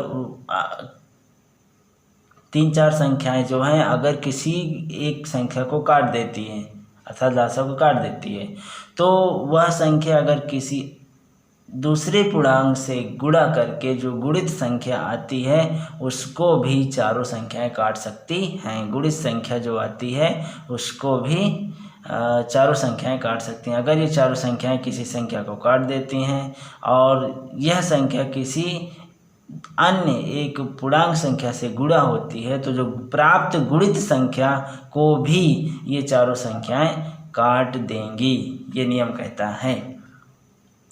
अब थोड़ा और बड़ा लासा के लिए अब क्या करोगे कि इसमें 16 किए तो 17 से कर दो गुणा, ठीक है, क्योंकि पूर्णांक का ही गुणा, क्योंकि हमने कहा ना एक जब दूसरा पूर्णांक से गुणा करता होता है तो निश्चित रूप से प्राप्त संख्या को भी विभाजित कर सकती हैं, दी गई संख्याएं कर देंगी, ठीक है, कर सकती नहीं है, कर देंगी। कब, जब किसी पूर्णांक से आप गुणा करेंगे तो 16 के बाद पूर्णांक क्या आता है, 17 आता है, तो 17 जब करोगे तो निश्चित रूप से ये इसको पूर्ण विभाजित कर देंगी। हाँ, और ये 2000 के निकट भी है, तो निकटतम वैल्यू पूछी गई थी तो 1920 होगी और दूसरी 2040 होगी, ठीक है। तो दूसरी संख्या भी जो दी गई संख्याओं से पूरी तरह विभाजित होंगी। नेक्स्ट क्वेश्चन आ रहा है, 1215 1607 और 1999 को विभाजित करने वाली बड़ी और बड़ी संख्या ज्ञात कीजिए। जो दी गई संख्याओं को विभाजित करने पर प्रत्येक संख्या में क्रमशः 6 8 10 शेष बचते हैं। पूर्णतः विभाजित ना हो ऐसी संख्या बताइए। 6 8 10 शेष बचना ही चाहिए। जो इन संख्याओं को विभाजित, मतलब इन बच्चों को विभाजित कर दे, तो बच्चों को विभाजित करने का मतलब है कि कौन करता है, मासा, जिसके पिता का नाम मासा है वो अपने बच्चों को विभाजित कर पाता है, ठीक है। आज जिसका लासा ना होता है वो बच्चे खुद उसको विभाजित कर देते हैं। तो यहाँ पे बच्चों को विभाजित करना है, इसलिए मासा निकालना है तीनों को। किसको निकालना, इन तीनों को विभाजित करने वाली बड़ी से बड़ी संख्या, तो इसका मासा निकालना है। बच्चों को विभाजित कर रहा है इसलिए मासा निकालना है। और ज्ञात कीजिए जो कि दी गई संख्याओं को विभाजित करने पर प्रत्येक संख्या में क्रमशः 6 8 10 शेष बचे। प्रत्येक संख्या में क्रमशः, अगर इसको विभाजित करते हैं तो 6 बचे, इसको विभाजित करते हैं तो 8 बचे, इसको विभाजित करते हैं तो 10 बचे, ठीक है। तो एक काम करते हैं, इसमें 6 जोड़ दें, इसमें 8 जोड़ दें, क्योंकि शेष बचे, ठीक है। शेष बचने का कॉन्सेप्ट यही होता है कि आप इसमें 6 जोड़ दीजिए, इसमें 8 जोड़ दीजिए, इसमें 10 जोड़ दीजिए, और उसके बाद जो संख्या आ जाए और उसका आप मासा निकाल लीजिए। तो चलिए भी, अगर हम तीनों संख्याओं में मासा ज्ञात करेंगे तो पूर्णतः विभाजित ही हो जाएंगे। हाँ, आज प्राप्त संख्या, अतः 6 8 10 शेष बचने के लिए अगर हम तीनों का मासा निकाल लेंगे तो पूर्णतः विभाजित हो जाएंगी, और शेष 6 8 10 शेष बचने के लिए बच जाएं तो इसके लिए क्या करेंगे कि हम देखिए यहाँ पे सॉरी, वेरी सॉरी, बिकॉज यहाँ पे बच्चों को विभाजित करने की परंपरा है, बच्चों को विभाजित करने की, तो बच्चे नादान होते हैं, इसलिए इसमें हम जोड़ेंगे नहीं, इनको बढ़ावा नहीं देंगे, इनसे हम घटा लेंगे, इनसे हम घटा लेंगे, क्योंकि बच्चे हैं, हो सकता है शर्त ना पूरी हो पाए, तो इसलिए गार्जियन का दायित्व बनता है कि बच्चों से ये जो है इसमें से हम 6 निकाल लेते हैं पहले ही, अगर शेष बचने की बात कर रहा है, जब इनको विभाजित किया जाए बच्चों को, अतः बच्चों को विभाजित किया जाए और बच्चों में शेष बचने की बात की जाए, तो बच्चों से हम पहले ही वो संख्या निकाल लेंगे। ये एक जिम्मेदारी बनती है एक गार्जियन की। तो बच्चों से निकाल लीजिए, इसमें से आप 6 निकाल लीजिए, इसमें से आप 8 निकाल लीजिए, इसमें से 10 निकाल लीजिए, ये गार्जियन की जिम्मेदारी है। निकालने के बाद जो संख्या आएगी, चलिए ये देखिए, शेष बचे इस वजह से, इस बनिस्बत कि शेष 6, 8, 10 बचे, इस कारण से हम इससे 6 निकाल लें पहले से, 8 इसमें पहले से, 10 इसमें, क्योंकि बच्चे हैं नादानी कर गए, लेकिन गार्जियन की जिम्मेवारी है कि वो यहाँ से 6 निकाल ले, यहाँ से 8 निकाल ले, ठीक है, यहाँ से 6 निकाल लेगा, तो फिर ये नई संख्या इतनी आ जाएगी, 15 थी 6 आ जाएगी, 7 थी तो इसमें से 8 निकल गया तो 1599 बचेगी, और यहाँ 10 निकल जाएगा तो 1989 बचेगी, ठीक है। अब क्या करना है, निकाल लिए, टेंशन फ्री हो गए। अब क्या करना है, इनका आप मासा ले लीजिए, मासा निकालिए फटाफट फटाफट फटाफट फटाफट, और मासा आपका आ जाएगा 39, ठीक है। अब इसमें देखिए ना, पहले जो छोटी है उसको ले लीजिए, फिर से बड़ी जो है उसको ले लीजिए, इसके बाद इसका क्या एक बार हो जाएगा, फिर उसके बाद ये छोटा है तो फिर ये यहाँ पे आ जाएगा, और यहाँ से फिर 3 बार में जाएगा, फिर ये छोटा है इससे तो फिर यहाँ आ जाएगा, और ये पूरा कट गया तो 39 आ गया, 39 यहाँ पे जाएगा क्योंकि एक बची हुई है, और ये पूरा कट जाता है, इसका मतलब 39 ही यहाँ पे बड़ी से बड़ी संख्या होगी। अब प्रश्नानुसार 39 से हम 1215 और 1607 और 1999 को विभाजित करेंगे तो क्रमशः देखो यहाँ 39 हो गई, सबसे बड़ी से बड़ी संख्या 39 होगी, अर्थात प्रश्नानुसार अब 39 से जब हम विभाजित करेंगे 1215, 1607 और 1999, इन तीनों को जब विभाजित करेंगे 39 से, तो इसमें क्योंकि हमने ये मासा ये किसका 1209 का ना, 1209 का, और ये 1599 का, ठीक है, तो इसमें 8 बच जाएगा, इसमें साफ साफ तो दिख रहा है, इसमें 1209 का है तो इसमें 6 बच जाएगा, 1599 का इसमें 8 बच जाएगा, 89 का इसमें 10 बच जाएगा, ठीक है। यही कारण होता है, पहले ले लेते हैं, ठीक है, और उसके बाद जो आता है फिर से हम भाग देते हैं, तो इतना इतना शेष बचेगा, तो 6 बचेगा शेष, क्रमशः 6 शेष 6, 8, 10 प्राप्त होगा। This is required answer. Okay, next question देखिए, बहुत ही बढ़िया क्वेश्चन है। सपोज दैट जैसे कि हम लोग सभी लोग रूम में रहते हैं, ज़्यादातर बच्चे भी हमारे पढ़ने के लिए शहर में जाते हैं, रूम में रहते हैं, तो कोई एक कमरा है, ठीक है, ज़्यादा बड़ा तो नहीं है, लंबाई उसकी 232 सेंटीमीटर है और चौड़ाई 145 सेंटीमीटर है। आप समझ सकते हैं कितनी छोटा रूम होगा, है ना, 232 सेंटीमीटर और 100 चौड़ाई जो है 145 सेंटीमीटर लंबाई चौड़ाई। तो चलिए एक स्कूल के छात्र की बात करते हैं, किराए के कमरे में रहता है, ठीक है। अब उसकी कमरे की फर्श में मकान मालिक वर्गाकार समान आकार का, वर्गाकार का मतलब समान लंबाई चौड़ाई, टाइल्स लगाना चाहता है, ठीक है। उसी बच्चे से बात कर रहा है, यार आपके तुम्हारे कमरे में हम टाइल्स लगवा देते हैं वर्गाकार, यदि कमरे की लंबाई आप नाप डालिए, तो बच्चे ने नापा तो निकला कितना 232 सेंटीमीटर। उसने कहा सर लंबाई 232 है, मकान मालिक से बताया चौड़ाई, तो कहा कि 145 सेंटीमीटर चौड़ाई है। तो मकान मालिक ने बोला, यार ऐसे बताओ कि अगर इतनी लंबाई इतनी चौड़ाई है, ऐसे टाइल्स की कम से कम संख्या कितनी होगी? कैसे टाइल्स की, वर्गाकार टाइल्स की कम से कम कितनी संख्या होगी आपके? उतने हम जाके मार्केट से बात कर लें। लड़के से पूछा। लड़के ने कहा अभी हम बताते हैं, क्योंकि हमारे सर यूट्यूब पे बताए थे ये क्वेश्चन। तो उसने क्या किया, सर्वप्रथम ध्यान दें, वैशी माप जो 232 सेंटीमीटर और 145 सेंटीमीटर, उसने ध्यान दिया और उस लड़के ने कि 232 सेंटीमीटर लंबाई चौड़ाई, तो इनको इसमें हमें क्या टाइल्स बिछानी है, फिट करनी है। तो इन लंबाई को जो नाप सके, इन लंबाई को जो नाप सके, चौड़ाई को, ये दूरी को जो नाप सके, वो मानक हमें तैयार करना है। तो जो इसे बराबर काट सके, इन बच्चों को बराबर काट सके, वो मासा होता है। तो 232 और 145 का हम लोग क्या करेंगे, मासा। तो 145 का जब हम भाग देंगे 232 में, तो 87 बार जाएगा, और फिर धीरे धीरे धीरे धीरे करके ये एक बार जाएगा, फिर ये 58 इससे कम है तो यहाँ पे आ जाएगा, फिर एक बार जाएगा 29 इससे कम है तो यहाँ आ जाएगा, फिर एक बार, ये 2 बार जाएगा, 58 पूरा कट गया है। इसका मतलब यहाँ पे 29 जो है ऐसी संख्या है जो लंबाई को भी पूरा पूरा माप देगी और 145 सेंटीमीटर चौड़ाई को भी पूरा पूरा माप देगी। कौन? 29। तो अब ये समझ में आ रहा है, जो 29 मासा जो आया है उसका यूनिट क्या होगा, सेंटीमीटर, क्योंकि यहाँ सेंटीमीटर है तो सेंटीमीटर ही होगा। तो 29 सेंटीमीटर जो आपका ये मासा आएगा। मासा क्या है, चूँकि लंबाई में भी उतना 29 जाएगा, चौड़ाई में भी 29 जाएगा, तो एक टाइल्स का आपको अगर क्षेत्रफल निकालना है तो लंबाई 29 सेंटीमीटर, चौड़ाई भी 29 सेंटीमीटर, तो 29 गुणे 29 ये क्षेत्रफल निकल आएगा एक टाइल का। ठीक है, तो यहाँ से हम एक टाइल का क्षेत्रफल निकाल लेंगे। समझ लेते हैं एक बार और। अभीष्ट माप 29 सेंटीमीटर आई।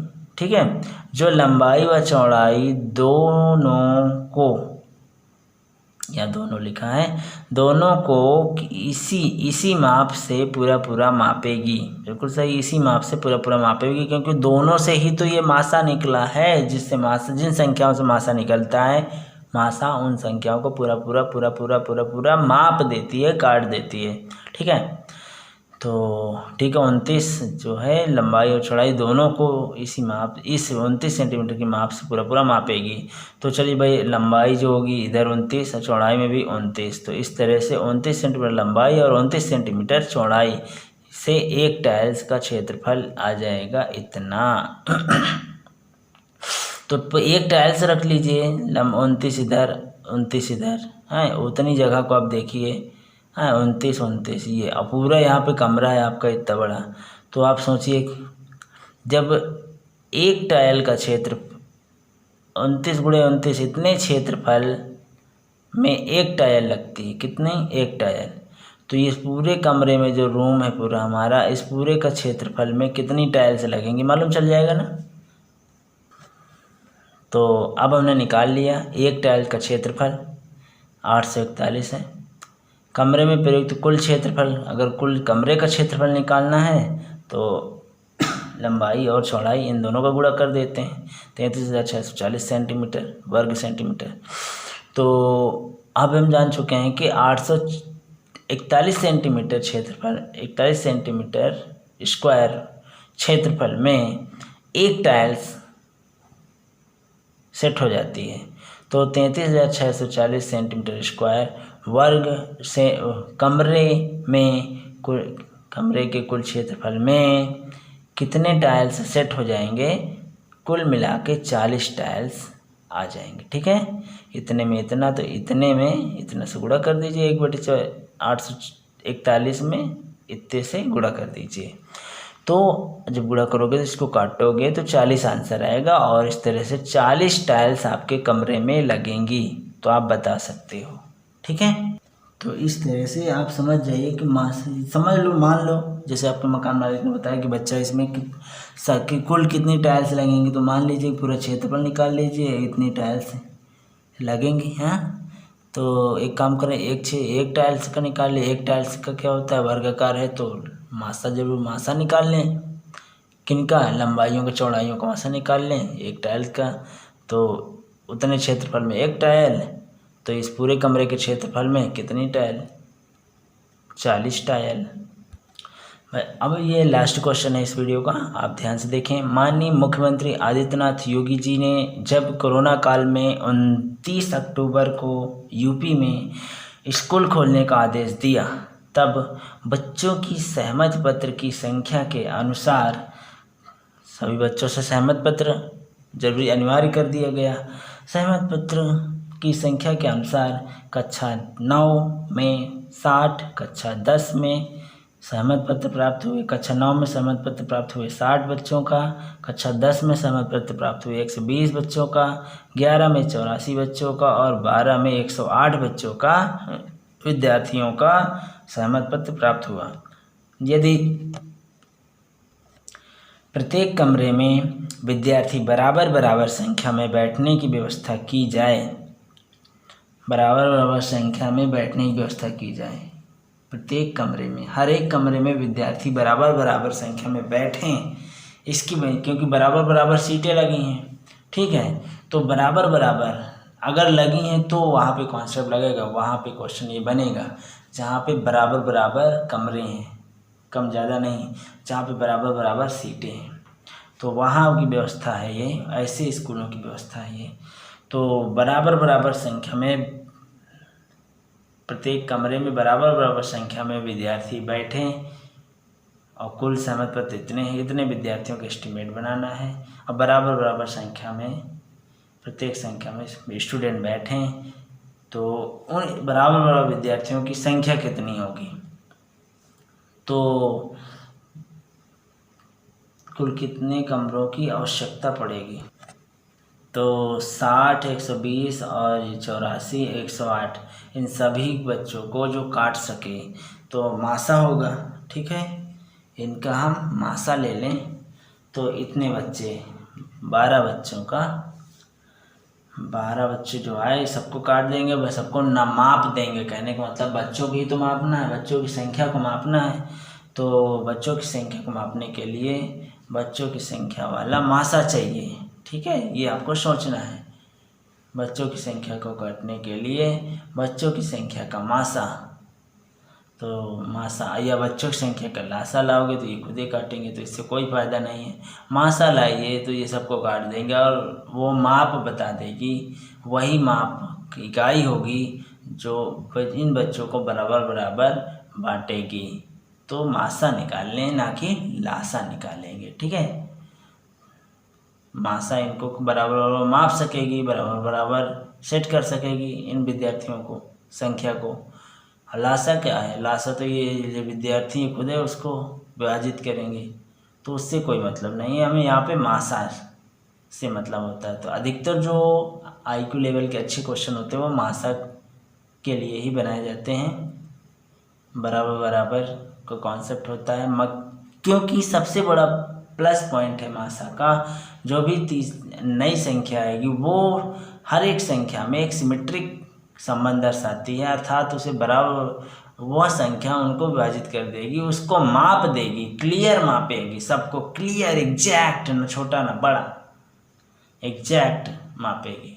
कोई भी आप मान लीजिए कि एक 6 फुट 3 इंच का एक लड़का है, अब एक 5 फुट 7 इंच का एक लड़का है, दोनों का अगर हमें एग्जैक्ट मापना है तो इसका मासा निकाल लीजिए, तो एग्जैक्ट वो माना कहा जाएगा जो इनको एग्जैक्ट दोनों बच्चों की हाइट को माप सकेगा।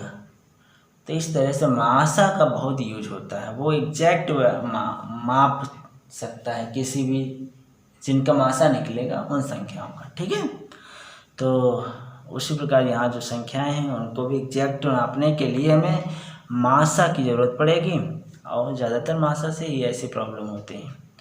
तो जब हम 60 का, चलो ठीक है, 60, 120, 84, 108, तो 60 का 84 से कर लेते हैं, तो जब करेंगे तो 12 आ जाएगा। और 12 का जब हम करेंगे 60 में, तो अब ये चारों संख्याएं क्वेश्चन से लिख लीजिए, 60, 120, 84, 108, 60, 120, 84, 108, ये चारों संख्याएं हैं जिनको बराबर कमरों में बैठाना है, ठीक है, बराबर बच्चों को कमरों में बैठाना है। तो बराबर बच्चे कितने आएंगे, तो हम मासा निकाल लेते हैं जो इनको माप सके। तो वही हमने किया कि 60 और 84 ये दोनों ले लिए पहले संख्या, इसको करें तो यहाँ से मासा आ गया 12। अब ये जो 12 आएगा ये अब 120 कोई संख्या उठाइए यहाँ से जो बची हुई है उससे। अब 12 दाम में 120 ख़त्म हो गया। अब कौन सी संख्या बची? 108। तो फिर से 12 से आप जब 108 को भाग दोगे तो 12 नौइयाँ 108, तो ये भी आपका ख़त्म। तो इस तरह से लासा क्या आया आपका 12, मासा क्या आया 12। तो 12 विद्यार्थी 12 12 12 सबको बांटे जाएंगे तो 12 12 12 का पेयर बनेगा जो सबको आप बैठा सकते हैं। ठीक है, तो 12 12 बच्चों अगर बैठा ले जाएँ इसमें से तो पूरी तरह से बच्चों को विभाजित किया जा सकता है 12 12 पेयर में। तो ऐसा एक ही पेयर है, एक ही ऐसा मानक है 12 जो इन बच्चों को बराबर बराबर बांट सकता है। अब वो आप डिफाइन कीजिए कि ये 60 बच्चे 9 में हैं तो 12 पंच 60, 9 वाले बच्चों को 9 वाले कक्षा को 5 कमरों में बैठाना है और ये 62 और ये 84 किसमें 11, तो 11 वाले बच्चों को 7 कमरे में बैठाना है और 10 कमरों में 12 दम में 120, 10 कमरों में बैठाना है 120 कहाँ 10 कक्षा 10 वालों को, और कक्षा 108 कक्षा 12 वालों को कितने कमरों में बैठाना है 9 कमरों में। ठीक है, तो 10 9 19, 19 7 26, 26 5 31, 31 कमरों की ज़रूरत पड़ेगी इन्हें बराबर बैठाने के लिए। तो देख लीजिए यहाँ से भी आ रहा है 12 विद्यार्थी को एक कमरे में, तो 372 टोटल इनको जोड़ोगे तो 372 विद्यार्थियों को बैठाने के लिए कितने कमरों की आवश्यकता पड़ेगी 31 कमरों की ज़रूरत पड़ेगी। ओके, अब इसके अलावा अगर और बैठकीकरण कोई कुछ करनी हो, जैसे कि अब हमारे पास 31 कमरे तो हैं नहीं, हमारे पास तो मान लो 6 ही कमरे हैं 8 ही कमरे हैं, तो फिर वो भी विभिन्न प्रकार से बैठकीकरण व्यवस्था की जा सकती है अपनी आवश्यकता के अनुसार। जितने आपके कमरे हैं, जितने आपकी सीट है, जितनी आपकी क्षमता है, कैपेसिटी है, उस हिसाब से जनरल बैठकीकरण व्यवस्था के द्वारा, सामान्य बैठकीकरण व्यवस्था से आप उस समस्या को हल कर सकते हैं। ठीक है, तो दोस्तों क्वेश्चन कैसे लगे हमें कमेंट बॉक्स में ज़रूर बताइएगा। इस वीडियो में बस इतना ही, मिलते हैं नेक्स्ट वीडियो में। Bye bye, be cool, be happy, be बिंदास। Thank you for watching this video.